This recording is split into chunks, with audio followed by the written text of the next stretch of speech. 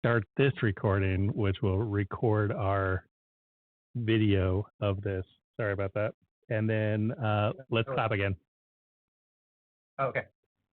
1, 2, 3, 4, 5. Perfect. I hope that's on the video. For sure it is. All right. Should I say my opening line again? Yes. All right. I want to believe we watched Fire in the Sky, which means it's time for another Portland at the Movies. In a world, in a time, in a land of eternal beauty, all that stands between a city and a disaster, in a city where anything can happen if you thought you had seen it all. Let's get going. You gotta go to work and what? I'd like to get the hell out of here before they come back. Oh, they won't be back. I don't think they like me.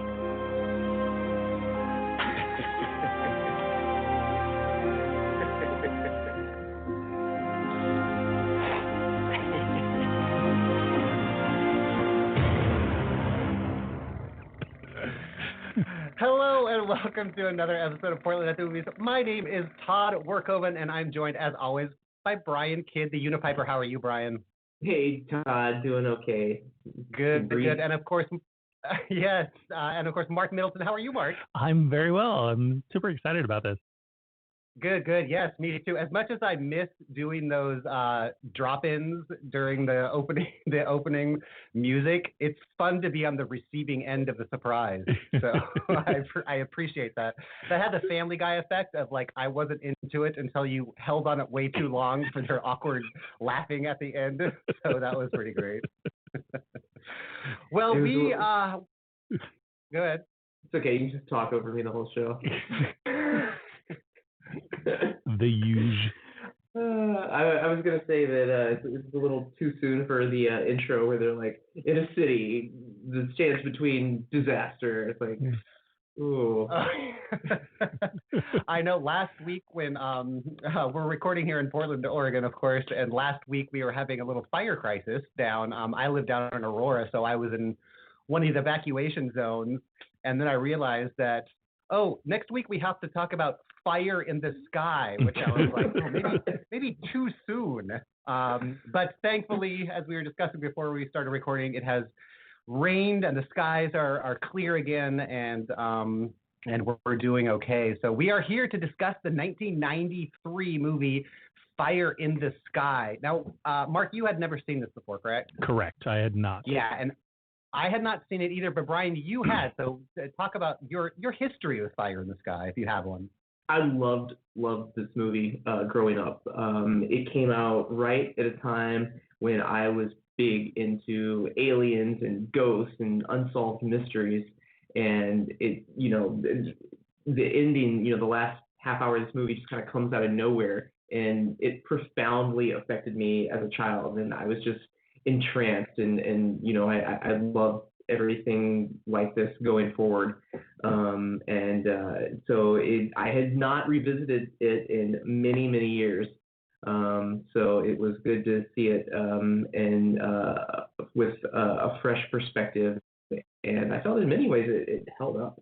I was going to ask, yeah. So revisiting it, do you still feel the same way about it? There are. Yes, I think overall it was still a fun watch, as long as you don't go into it expecting a full-on documentary. Yes. Well, I had also never seen this, but I was very, very aware of this movie because it came out in 1993, which I'm going to talk a little bit more on this in a second. But in 1993, I was very much getting into comic book collecting and, going every week or every month to my local comic book store, which at that time was run by these, which seemed like they were elderly ladies, but they were probably in their 40s and 50s. But they reminded me of Patty and Selma from The Simpsons because they were just these really weathered chain smokers. And this was like at the end of the 80s, early 90s, and you could still smoke indoors at stores. And so they were just constantly chain smoking and just the greatest little old ladies. But Fire in the Sky did a ton of comic book ads. So I have so many. I'm holding up a copy from the inside cover of Batman: Legends of the Dark Knight, issue number 43 from March '93. So I just remember seeing the poster for this everywhere, which is a super cool poster. Just I think maybe when people think in general of alien abductions or whatever, I would almost think that they probably picture this because it was just kind of so ingrained in the culture, whether or not people actually saw the movie. Yeah, this was the one that really, I think, spurred that renaissance of aliens and, from here, the X-Files and I was going to say, do you know else. when the X-Files came, when that started? I think it might have been 93 or 94. Okay. Because the only other, when I think of kind of mass appeal or mass well-known alien abduction story, it's this one and the book Communion by this guy named Whitley Strieber, which they did make. I haven't seen that movie either, but that movie came out in like 1986, I think. But I think between Communion and Fire in the Sky, I think nationally or culturally we now think of that alien gray with the big eyes, and I think that's kind of where that started, was with these two movies. Yeah, so X-Files started also in 93. Oh, interesting. So yeah, this came out on March 12, 1993, and it's kind of interesting, but because like I said, I had not seen this movie until now, and I was shocked at how great it was. I really, really liked this movie. I mean, it's not the greatest thing ever, but it wasn't like, I knew it kind of was a flop at the time, and I'm wondering if that's because Jurassic Park also came out probably a couple months later, because this was in March. But I think 1993 was a pretty big year as far as movies, and I think this maybe just got kind of lost in that churn of big box office movies like that. But I was really surprised, and we'll get into it a little bit later, especially some of the alien scenes, like how great they were.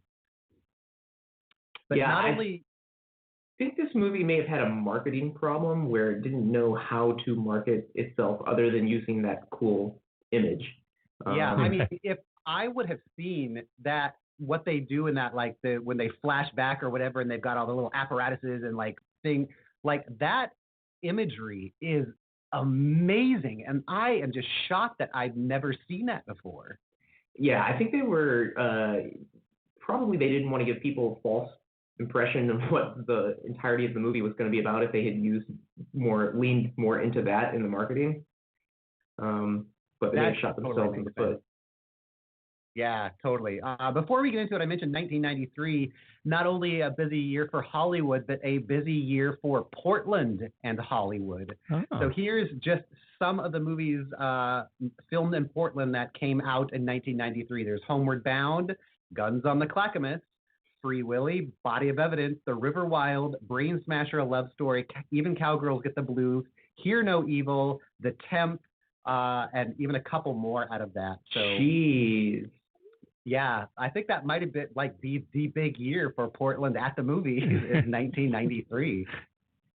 Well, sadly, Fire in the Sky, I don't think was filmed at all in Portland. No, it wasn't. I guess Oregon in general. But another thing I did notice about this movie going in was the name of the cinematographer, the cinematographer whose name is Bill Pope, and I was like, why? That name sounds familiar, but I don't like recall enough cinematographers to know who that was. So I looked him up, and here's a short list of the movies that Bill Pope shot. So he did some music videos, a lot of Chris Isaak videos, Metallica's One video, which was their first video that really kind of blew Metallica up, Darkman, Army of Darkness, Bound, Clueless, all three of the Matrix, all three of the Tobey Maguire Spider-Mans, Team America, Scott Pilgrim, and an episode of Freaks and Geeks. And just like all of it, between him and like Robert Patrick, who from Terminator 2 is in this, they have and X-Files, that's right. They both have the longest IMDb credits page. Robert Patrick, man, he has been just working in everything everything. forever. Yeah. So Brian mentioned this was not filmed in Portland. It was filmed in Oakland, which is Oakland and Sutherland. not as Sutherland and Ashland. Roseburg. Roseburg, I think. Oh yeah, just outside of Roseburg. Yep. So which is a little far from Portland, but it is a stand-in. It doesn't take place in Portland. It is a stand-in for the Northern Arizona forest, which I guess they have. Yeah. A big. It's the largest ponderosa forest in the world, and so this crew were doing forest maintenance, and they were contracted by the government to thin the forest, and so they were, making them safer for preventing fires. Too soon. Too soon. So they were I was raking unfamiliar a lot. with the idea of freelance loggers. Yeah, that's kind of what they were, and raking the forest floor. Private And loggers. making. But we did mention D.B. Sweeney or maybe we haven't mentioned that on there, but D.B. Sweeney is also in that movie, who also appeared in 1993's Hear No Evil, filmed in Portland. Oh, wow. So Brian, you did not see that movie because our friend Brian Turner filled in for you, or was it Mark that you? No, it was No. Brian that you filled in for. For that, yeah, but a big year for D.B. Sweeney and movies filmed in Portland. But it's the story of a group of 7 freelance loggers who are working in the northern Arizona Ponderosa pine forest.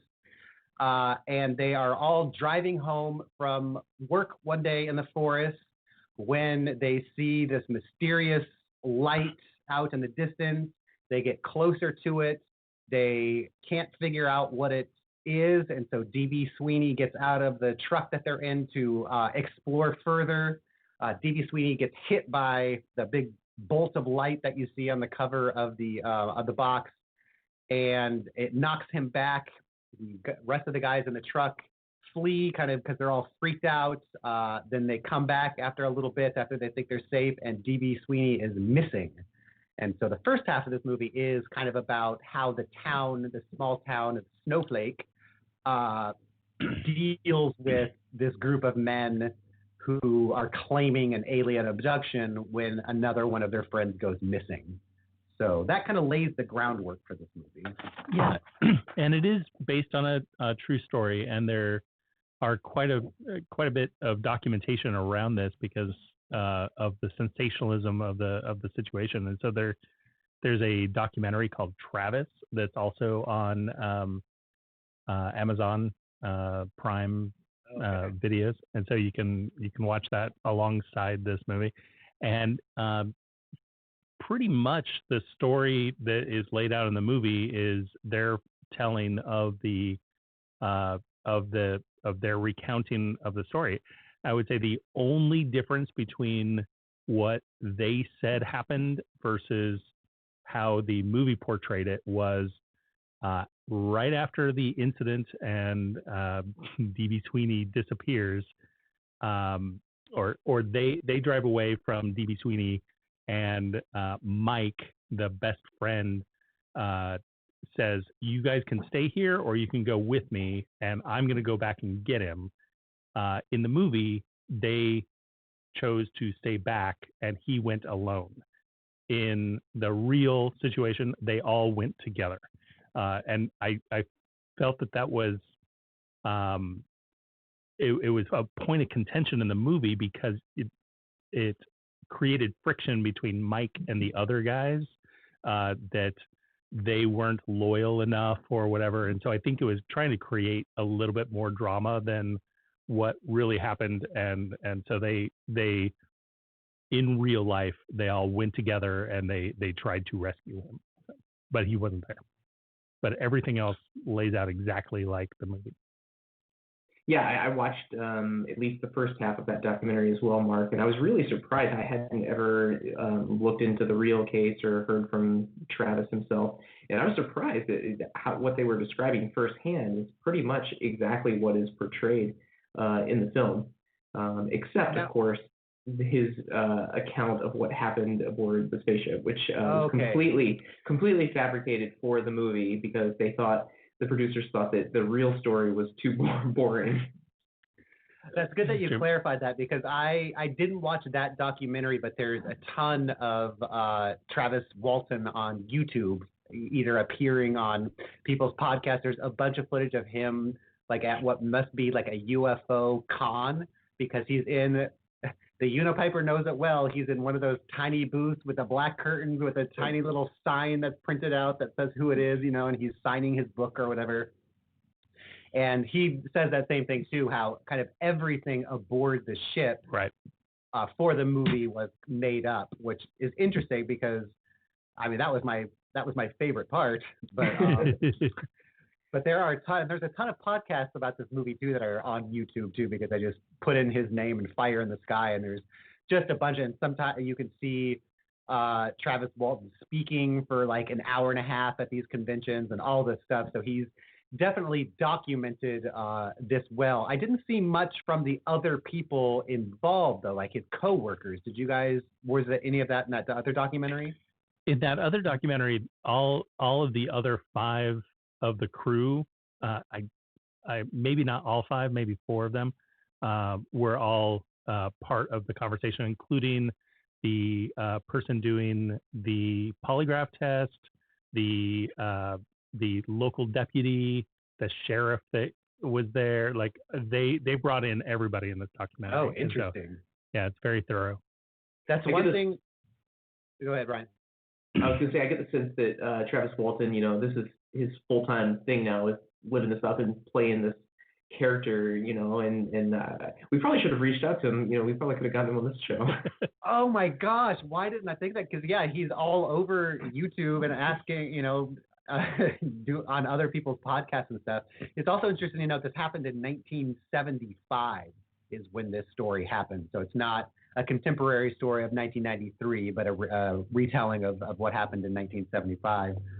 One of the things that Travis Walton himself says in a couple other interviews is that over the years, the movie shows them take a polygraph test at one point, like all the entire crew.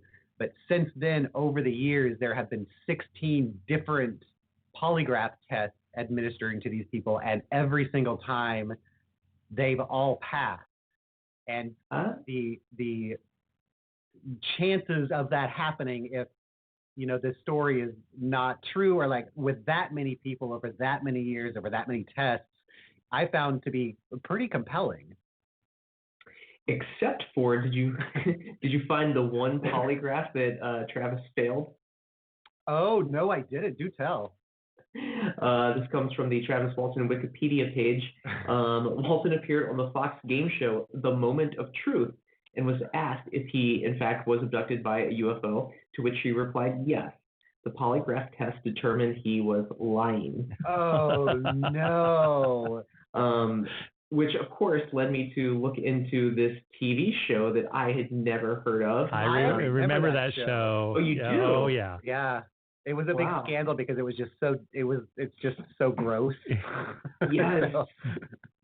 You cheated on your wife, and you, They ask you 21 questions on the game show, in front of the cameras, in front of America, to which you have already answered all of these questions in a lie detector, and then based on your answers, whether you give the same answer as you did to the lie detector, you would win prizes, and the questions get more and more revealing, and it just sounds absolutely insane. Yeah, totally. But yeah.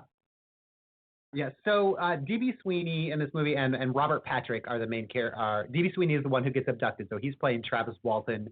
Robert Patrick is playing his best friend, Mike, is that what we said? Mike Rogers, Mr. Rogers.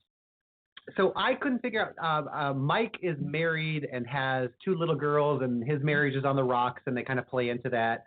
But D.B. Sweeney also has a girlfriend. He's dating the sister of Mike. Oh. Who lives with Mike and his wife. Okay, because I kept thinking, because at one point D.B. Sweeney sneaks up to his girlfriend's window Like, and she's a full-grown adult. And like I couldn't figure. I'm like, well, maybe they're supposed to be in high school, but I couldn't figure out what age DB Sweeney was supposed to be at this point. I think they were purposefully trying to make him seem a little immature. The motorcycle stunt at the beginning. Yeah, and when he snuck up there, I was like, well, is he trying to keep it a secret? And then I was like, well, that girl lives with Robert Patrick and his wife. Is that their daughter somehow? And like, I was so confused as to the relationships between all these people, but that makes much more sense.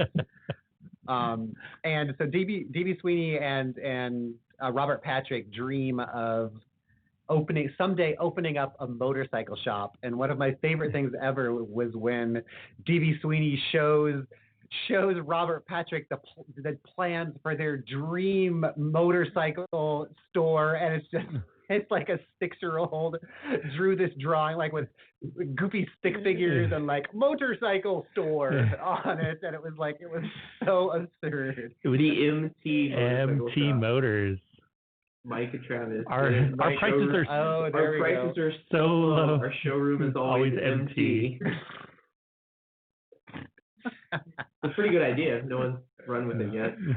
Oh my gosh, that's hilarious. So we're also introduced to the other people in the freelance logging crew, including let's see, none of them is super common to play. Mark, why don't you take that? There's E.T., the boy from E.T., Elliot. Yeah, Henry Thomas. Henry Thomas is there, and so he was not old enough to be on the crew. He was 17 years old at the time, so he lied on his application to join the crew, and he was definitely like the most freaked out and the most nervous, and the movie portrayed that pretty well.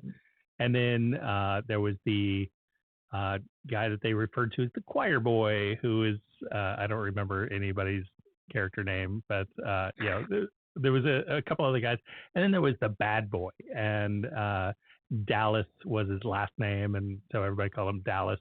And he's got a history of crime, and he is definitely the person that everybody accuses of killing Travis when Travis is missing. Everybody's like, well, come on. He had a fight with Travis that day. He's got a history of crime, all these things. And so the townspeople were just like, well, clearly Dallas killed him, and these other boys are just covering for him, and just created that whole narrative. And yeah. He is shown, this Dallas character is shown, he has long hair and wears a bandana around his forehead. So that's one way you know he's supposed to be bad.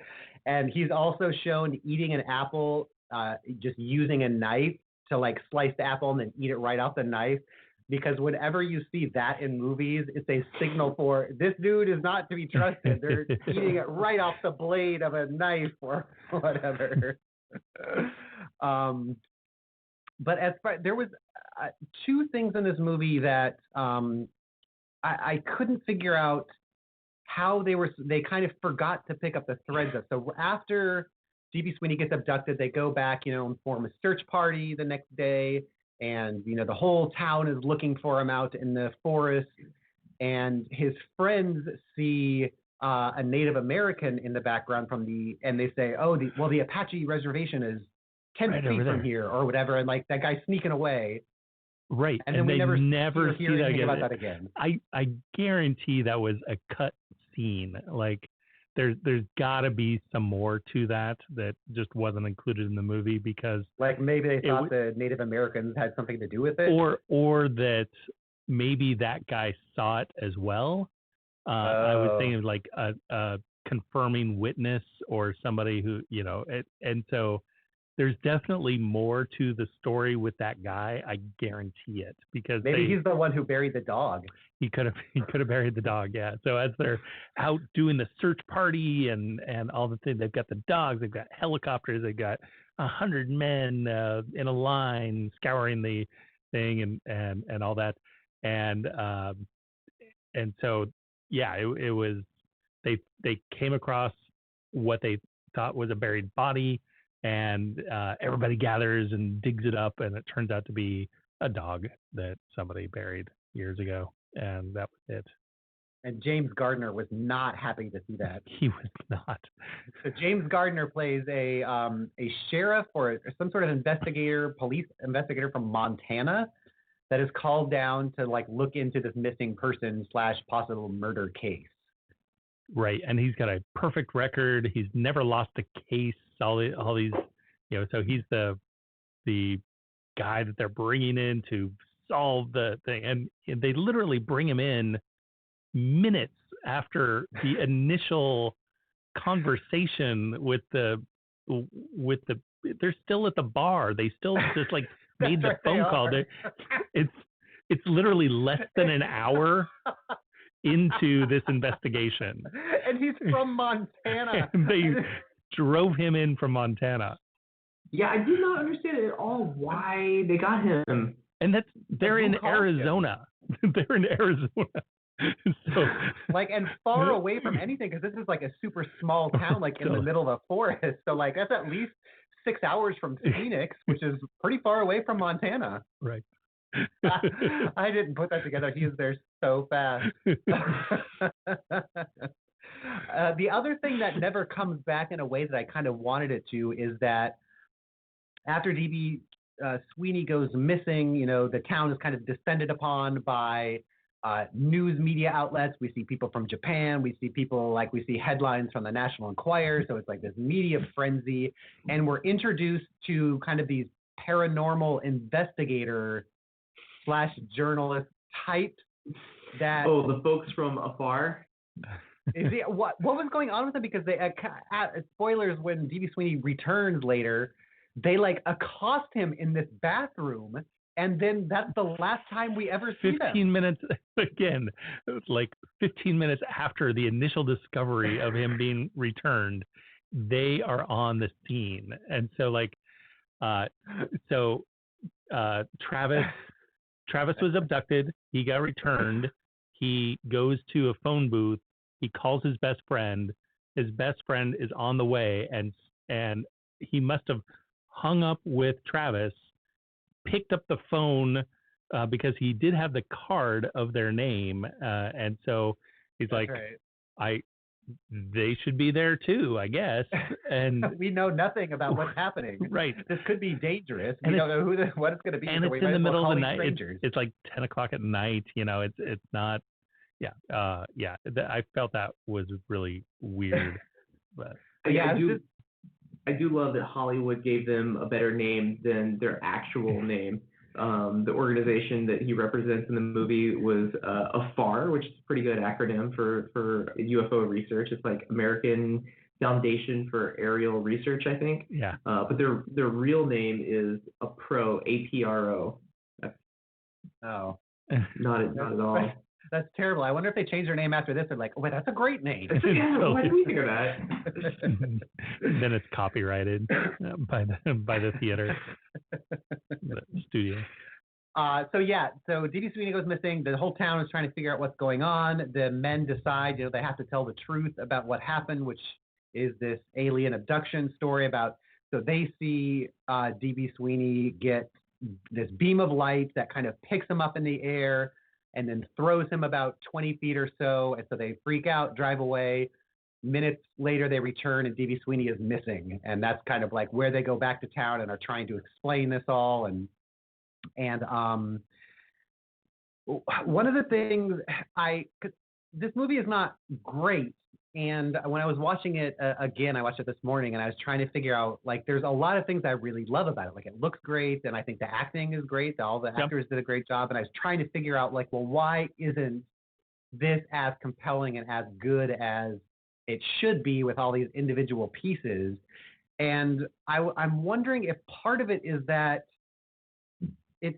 there's too little happening for it to be like a character study. Like, we're not with the characters long enough because we keep going back to the event, but we're not with the event long enough for it to be like an action sci-fi movie.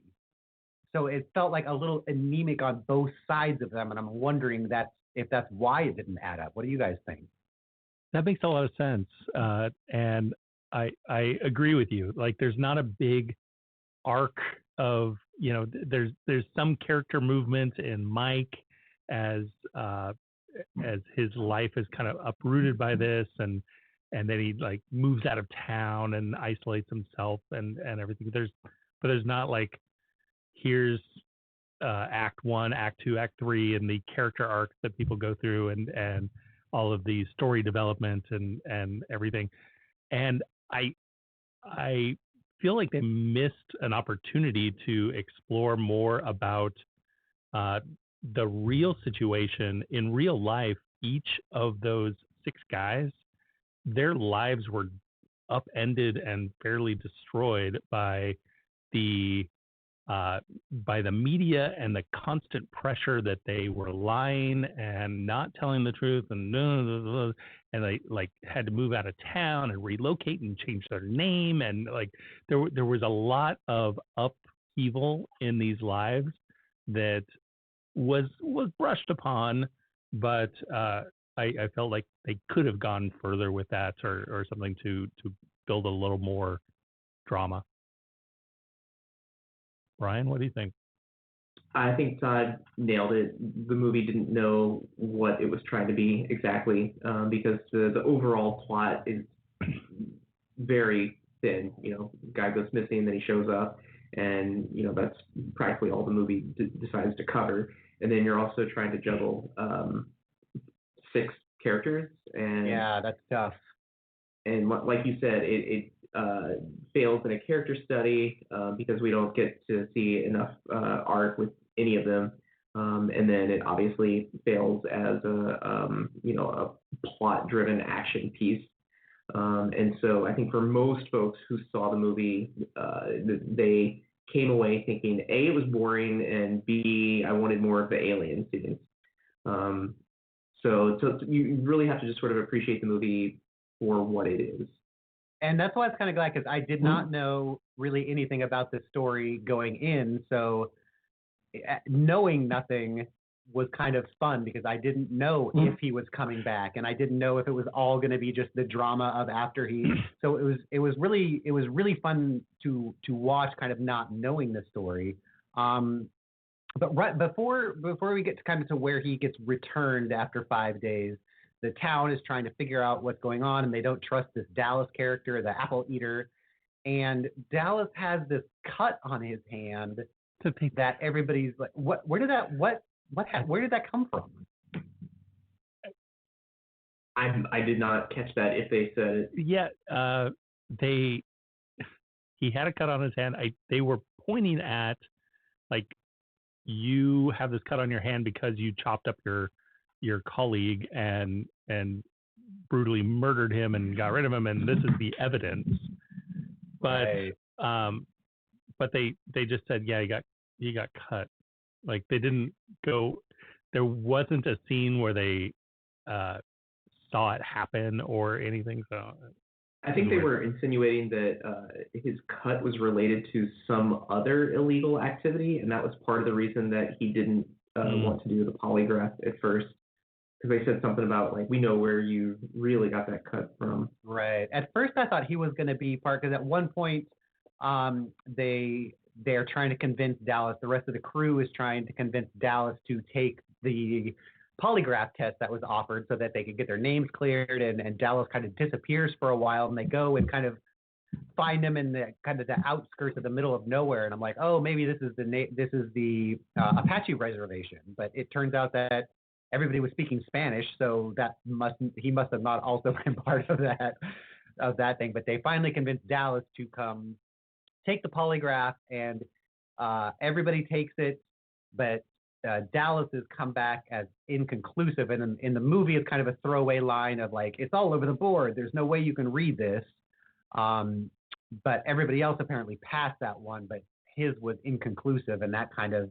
But they didn't really dive into, like, if that caused a scandal or if, like, that caused anything to change, because the next day they all passed in real life, and so they were trying to stir up some more drama with that, right. But it's telling that the thing that Travis Waldman always says in these interviews is that how much was changed aboard the ship because it just wasn't very exciting.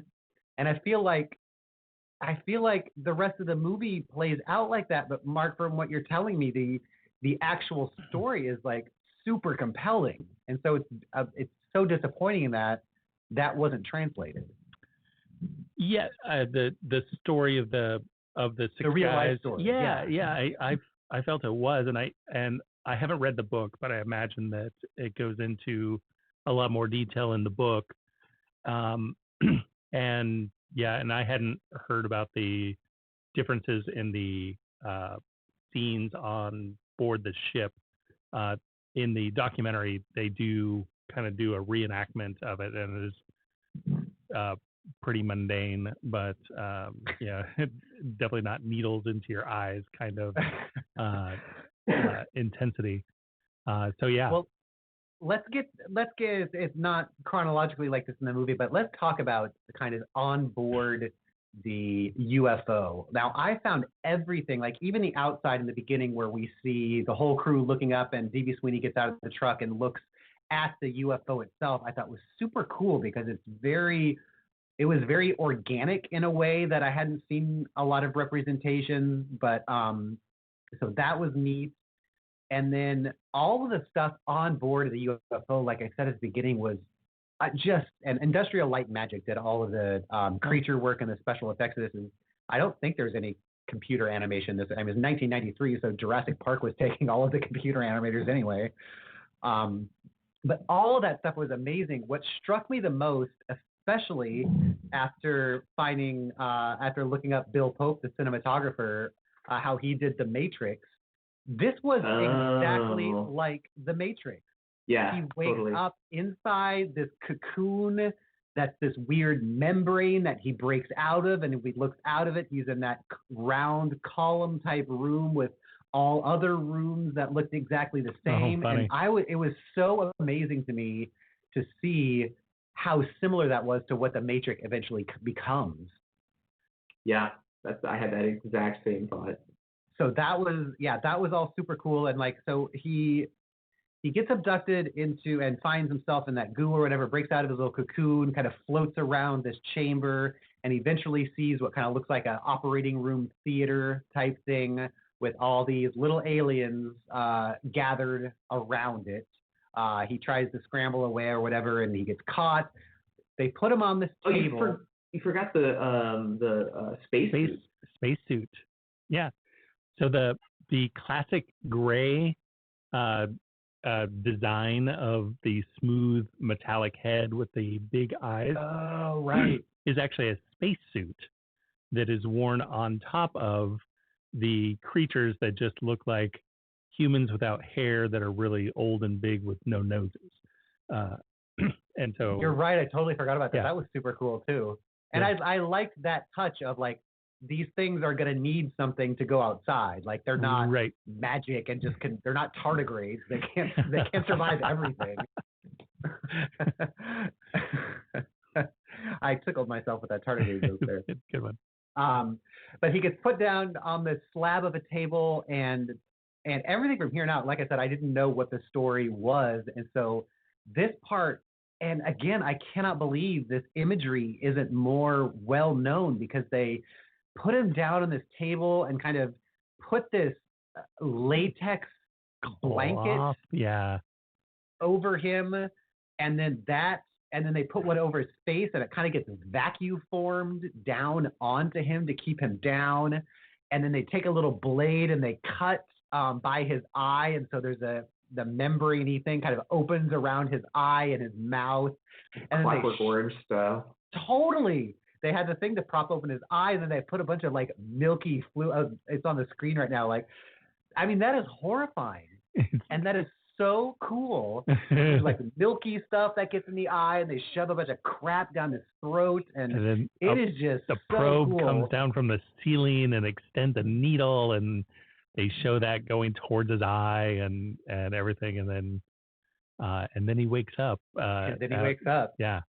What I did think was funny about that latex blanket that they put on him when we see kind of a full body shot, they put extra blankets around his genitals because apparently aliens know the concept that these humans will be a little bit ashamed of just that area if they're ever seen without anything covering it.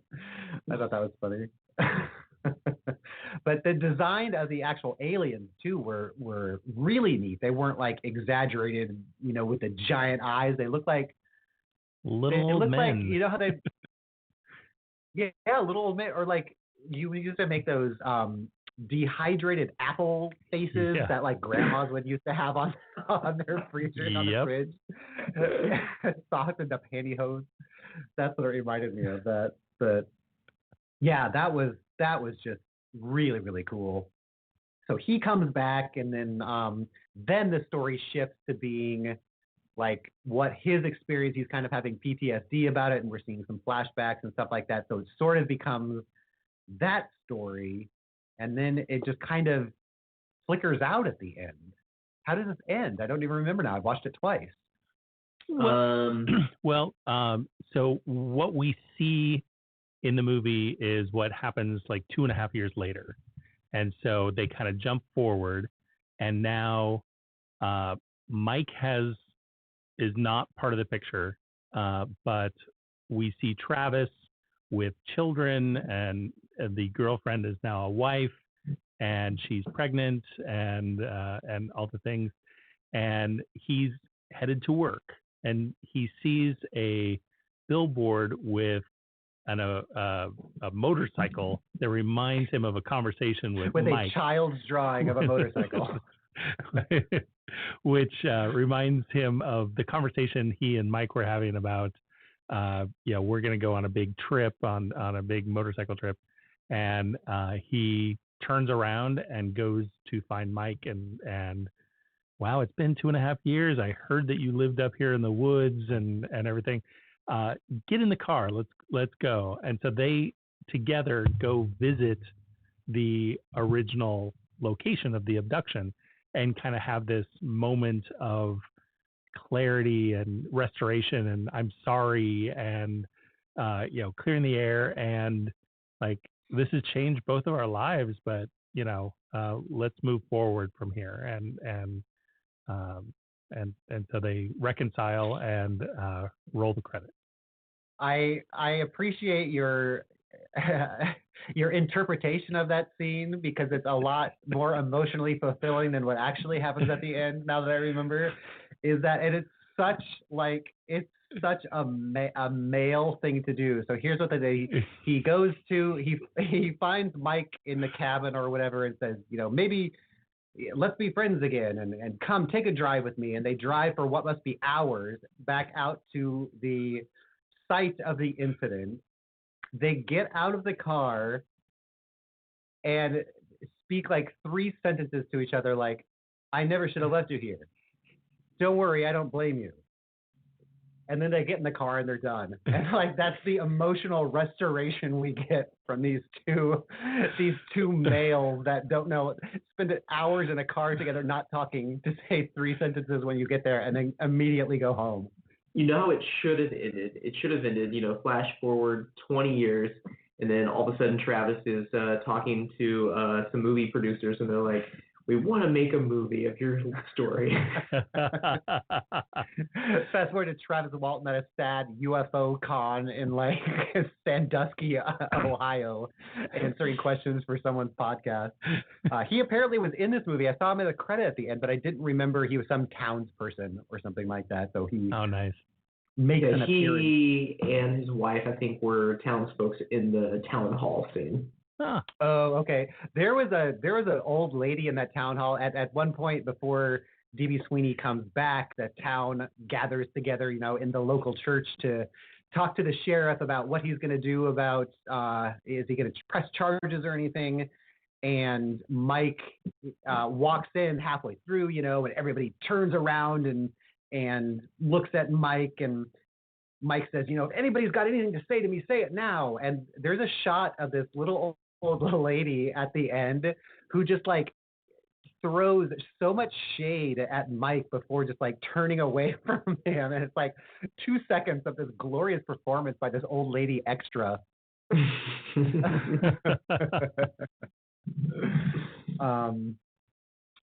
Anyway, oh yeah, we're watching a little clip here of him walking in. Yeah, I'm looking for. It's Travis. it's right at the end where he makes his little speech and walks away. At the end, while you're trying to find that though, speaking of James Gardner, there she is. Yeah, no, I just saw Travis too. Oh, did you? I think that's him and his wife right there. Oh, funny, yeah. Oh, he's yeah, got sure a enough. mustache. Yep. He looks so young. But going back to James Gardner, who shows up out of the blue immediately after events happen, he also disappears from the movie just as quickly because D.B. Sweeney comes back from being an alien, and James Gardner's like, "All right, I'm out. Call me if you need me." So I wasn't quite sure how that was resolved. That was weird, and he told the local sheriff, like, you're gonna find out that they're covering them, that this is all a hoax. They're covering for themselves, and as soon as it comes out, I'll be back here. And then the sheriff said the same thing that we all thought. It's like, from Montana. And he's like, yeah. That is so funny now thinking back that literally, so yeah, at the beginning when their friend gets abducted and it disappears, they drive immediately to the bar in town to talk to the sheriff about it, and James Gardner is there like that same night. he had his bag packed. He was ready, waiting for the call. Maybe he's the only like UFO investigator in the FBI or whatever it was. Did we find out where he was from? Was he from an agency? They really didn't talk about it, and they wouldn't tell him what it was about. They're like, you'll just need to hear it from the horse's mouth. And he's like, well, show me the horse. Show me the horse. Come on. Like, what is this about? Like, literally. That's Come right. on. I guess if he he doesn't know why he's there. He is summoned in the middle of the night from Montana to go to Snowflake, Arizona, which conservatively has to be a 12-hour journey without knowing anything about why he's there. Oh my gosh, that's so funny. So is there anything else? The thing that is what I keep returning to so compelling about this movie, and why maybe I'm so disappointed that movie isn't more compelling, is that I am not like I'm not a huge sci-fi fan. I'm not like an alien enthusiast anyway. I did enjoy when Brian, you and I got to go to the UFO festival in McMinnville, Oregon, which was amazing, although it got rained out. Which was disappointing. But I'm not like a huge, I want to believe, I didn't watch the X-Files for the most part, like those kind of things. But I did find it compelling that there does seem to be corroborating evidence of all of these lie detector tests. There doesn't seem to be any sort of other motive about it. It's not like the other six are making a living on the UFO circuit. It doesn't appear to be that Travis Walton is hugely successful. I mean, he probably pays the bills with it, but it's not like, so I couldn't figure out an ulterior motive. And so I don't know that I believe it, but I do find it very, very interesting in a way that I usually don't. Yeah, so I did read just a little bit on the evidence against their story. Oh, good. There was one person who did an in-depth debunking of the whole thing and gave his thoughts on what probably was happening and why the whole thing was a hoax. And that there was a potential motive in that Mike's government contract, and Mike was falling behind on the contract, and so that investigator thought that they concocted the story as a way to get out of their government contract. In my mind, the most damning evidence was the fact that Travis and his entire family were UFO. They were described by the sheriff's deputy as UFO enthusiasts. Oh. Yes, prior to the He whole did. thing. In one of the little YouTube clips I saw, he was being interviewed by a wrestling podcast of all things. But the guy, they were standing outside of the actual phone booth that Travis used when he was returned, because he was returned to like random gas station or whatever. And he was like, and here's the very phone booth that I was, I turned back in or whatever. And the host of the podcast says, well, have you ever, after this, did you experience any other, what you would consider alien contact out of this? Did they return, whatever? And Travis says, well, I did have a couple things happen that I can't prove, so I won't talk about them, on the record, which I thought was kind of interesting. Huh. Yeah, the other thing is that his story happened 2 weeks after the movie. I think it was called The UFO Incident, which was a made-for-TV movie about the Barney and Betty Hill UFO abduction, which was really the first major in pop culture alien abduction story. Interesting. So that the timing was really suspicious. Huh. Wow. The part that I still can't get over, though, is the corroborating 6 or 7 different stories, all with all the polygraphs. Because that's, especially over the course of 20 years, other people aren't going to want to like just bolster Travis's story if they're sick of being accosted by it. Like if you're tired of people asking you questions about UFOs, you just say, yeah, we made it all up. I don't know what to say. I say declaratively. it kind of sounds like, do you remember, I don't know if it's a deep cut. Do you remember Balloon Boy? Oh, yeah. The story of the Heenies, I believe their last name was, who built the 2011? 2010, yeah. I don't remember when it happened, but after his kid supposedly got swept up in this balloon, that the whole world stopped. What a time to be alive that was, when the whole world was watching this balloon over Nevada or wherever that was. But then it kind of comes out that he was trying to get on reality TV, trying to had a history of, and that's kind of what maybe Travis Walton reminds me of, if he was the precursor to Heenies, the Balloon Boy drama. But yeah, I think that's entirely possible. Again, at that time, right after the premiere of that UFO Incident movie, the public was hungry, I think, for more abduction stories, and it just took someone to step forward, and they would have gotten all of the attention. And whether or not it was his intent, he was at the right place at the right time to become that new alien abduction poster child. Okay, I'm looking up the book Communion, thinking, well, maybe that was around at the same time. So the book was written in 1987 for Communion. So that was pretty far along after this story supposedly happened. So I guess that didn't overlap quite like I thought. But wow. So the other thing I like, so after D.B. Sweeney gets returned, they find him at this abandoned looking gas station. He's naked and he's kind of feral and needs water, and he's freaking out. And so his friends show up, and tagging along the UFOologist or whoever those characters were supposed to be. From afar. So he's clearly gone through, D.B. Sweeney has gone through this trauma of some sort. He's, acting like a mad person.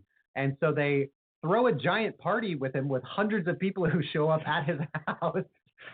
And I'm like, maybe they didn't know a lot about PTSD back in 1975. And I'm like, you don't want to throw a giant party for someone who's freaking out about what happened to them. Because he ends up underneath the dining room table, hiding from everyone. Well, anything else about what do you think the legacy? Does this movie have a legacy? Honestly, not as big as it deserves, I feel.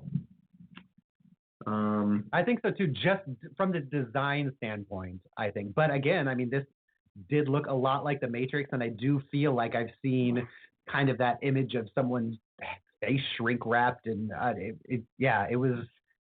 I'm irritated now retrospectively that this is the first time I've ever seen that imagery. I hold everyone that I've ever known my entire life accountable for not showing that imagery. I'm sorry. Yeah, and Oakland, Oregon. It doesn't get a lot of mentions. It's a tiny little town. We've actually been in that store that where the cafe. Nick and I travel a little, through little towns. This is not too far from Sutherland and Brownsville kind of areas, about 150 miles from Portland. So you can do it as a day trip. It's a day trip, and it's our late summer day trip. And so I like those little towns of Oregon and little antiquing places and everything. So if you're looking to do some location scouting and get some antiquing in at the same time, this is a good movie to track down.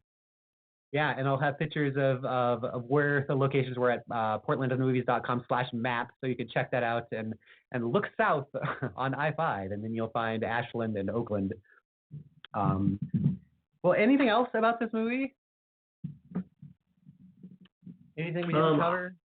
I wholeheartedly recommend it to anyone.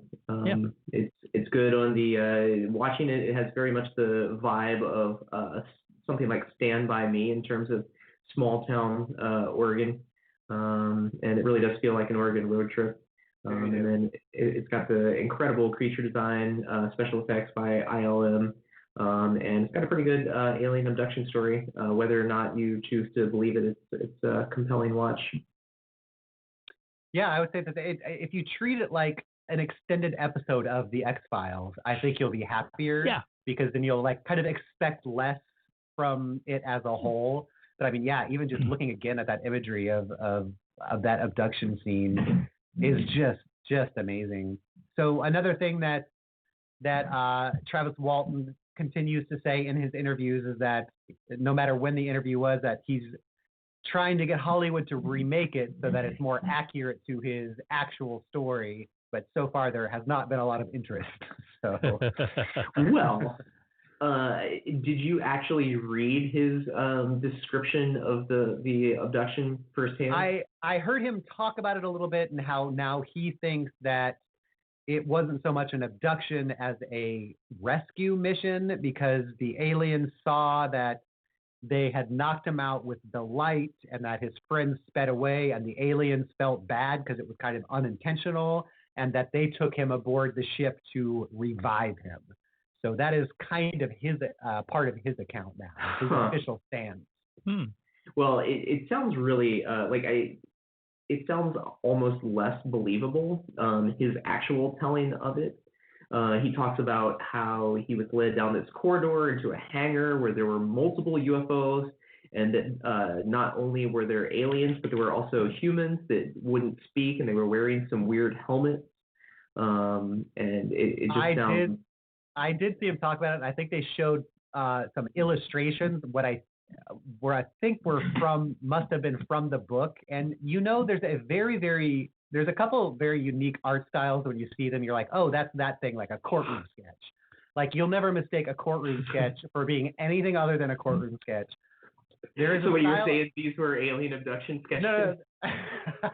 No, the art style that I was watching in this little thing where Travis was talking about these humanoid creatures that appeared to him at the very end of his before he got returned. There's an art style used by Jehovah's Witnesses in the Watchtower, any sort of Watchtower magazine. It's like this illustration. It's so distinct. Like if you Google that, you will see it, and it is so specific. And that's what the illustrations they were showing looked like. It was like this woman and man in like this weird blue robe as he was describing them, and how they looked at him and put an oxygen mask over his face, and then he was returned to Earth or whatever. So that's what the illustrations of the book reminded me of. Oh, funny. I'm looking now. Isn't that super specific to like religious tract illustrations? I know exactly what you're talking about. Yeah. Well, awesome. Yeah, I also recommend this movie, even I guess if you kind of have all the spoilers of this podcast. It was amazing to go in not knowing it, and I had a really it reinvigorated me, I guess, again for the podcast to know that there are some little hidden gems out there that we kind of forget about, and we can add to our list with pride. So that was great. I do want to say thank you to our patrons at patreon.com/Portland at the Movies for hanging in there through all of this. We appreciate you guys. And it's surprising. I think we've been doing this podcast for four and a half years, and I don't think we've ever missed a month. So wow. That's kind of impressive. So it's been really fun. You can hear us on the Fun Employment Radio Network. Check them out. Brian, does the Unipiper and his new luxurious locks of hair that you've been growing through COVID, are there any plans for you coming up? Yes, I am excited to world exclusive announcement right here. Wow. This coming Friday, come and see the Unipiper in action. I will be at the Crypto Zoo, cool. Which is the latest project from Portland artist Mike Bennett, who is going through and doing a giant art cutout of every animal, a cryptozoological animal for every letter of the alphabet. And that's in front of his place. Just Google it, the Crypto Zoo, you'll find it, and I'll be out there Friday evening and celebrating the Halloween season. That is awesome. Has Mike ever done a cutout of you? No, he hasn't. We have plans to do that one day. I was gonna say, well, I should commission one for Portland at the Movies and then just use it around town or whatever. But yeah, Mike, if you go check out Mike Bennett Art, I think is what he is on Instagram. But he does this really cool. He finds old pieces of plywood or pieces of wood that have been thrown out, and he cuts them out and does like a two-dimensional cartoon illustration. I'm doing a terrible job describing it, but they're so wonderful and magical and happy. And he had done an A to Z zoo in front of his house with giant cutouts of real animals, and now he's doing cryptozoology, which he started. So that's awesome that you're going to be part of that. So definitely check Mike Bennett out for that. Mark, what about you? Well, Todd, you and I have our mostly weekly podcast called some and we haven't missed a week ever since. Oh, in a week. I guess, did we miss last week? I don't know. Yeah, and so the Mark and Toddcast, you can find us at markandtoddcast.com, and we are also on the Fun Employment Radio Network. And so we talk about things that go on in Portland and some science stuff. We should. The Mark and Toddcast should have Travis Walton on. We can attack him from a scientific angle. So yeah, check it out. Thanks everyone for listening. We will see you guys next month. Indeed. Bye-bye. Take care.